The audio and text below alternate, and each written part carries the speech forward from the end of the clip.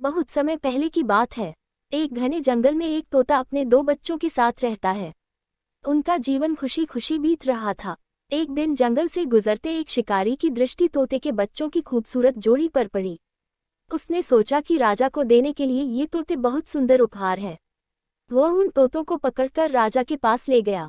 जब उसने वे तोते राजा को उपहार स्वरूप दिए तो राजा बहुत खुश हुआ और शिकारी को उसने 100 सोने के सिक्के इनाम में दिए। राजमहल में लाए जाने के बाद तोते सबके आकर्षण का केंद्र बन गए। उन्हें सोने के पिंजरे में रखवाया गया। हर समय सेवक उनके आगे पीछे दौड़ते रहते। नाना प्रकार के ताज़े फल उन्हें खिलाए जाते। राजा उनसे बहुत प्रेम करता था। राजकुमार भी सुबह शाम उनके पास आकर खेला करता था। ऐसा जीवन पाकर दोनों तोते बहुत खुश थे।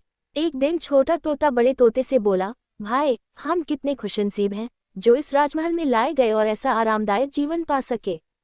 यहाँ हर कोई हमसे कितना प्यार करता है, हमारा कितना ख्याल रखता है। हाँ भाई, यहाँ हमारी ज़रूरत की हर चीज़ बिना मेहनत के हमें मिल जाती है। हमारा जीवन पहले से अधिक आरामदायक हो गया है। सबसे अच्छी बात यह है कि यहाँ हमें हर किसी से प्रेम मिलता है।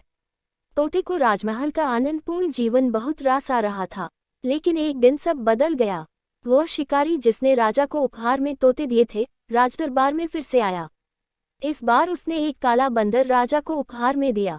अब काला बंदर राजमहल में सबके आकर्षण का केंद्र था। सारे सेवक उसकी देखरेख में लग गए। उसके खाने पीने का विशेष ख्याल रखा जाने लगा। तोतों के प्रति सबने ध्यान देना बंद कर दिया।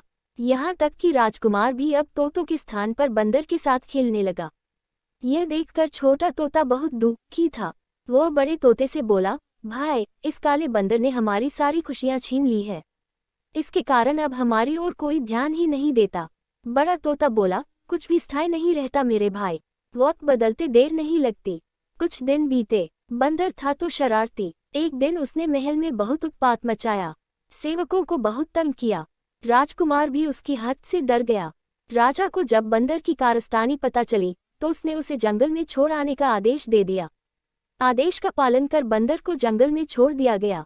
उस दिन के बाद से तोते फिर से महल में सबके आकर्षण का केंद्र बन गए। अब छोटा तोता बहुत खुश था। वह बड़े तोते से बोला, हमारे दिन फिर से वापस आ गए भाई। बड़ा तोता बोला, याद रखो मेरे भाई, समय कभी एक जैसा नहीं रहता, इसलिए जब समय साथ न दे तो दुखी नहीं होना चाहिए। बुरा समय है तो अच्छा समय भी आएगा। छोटे तोते को बड़े तोते की बात समझ में आ गई और उसने तय किया कि बुरे वक्त में वह धैर्य बनाकर रखेगा। कहानी से सीख, कोई भी चीज़ स्थायी नहीं रहती। समय के साथ हर चीज़ बदलती है, इसलिए मुश्किल समय में धैर्य बनाकर रखें।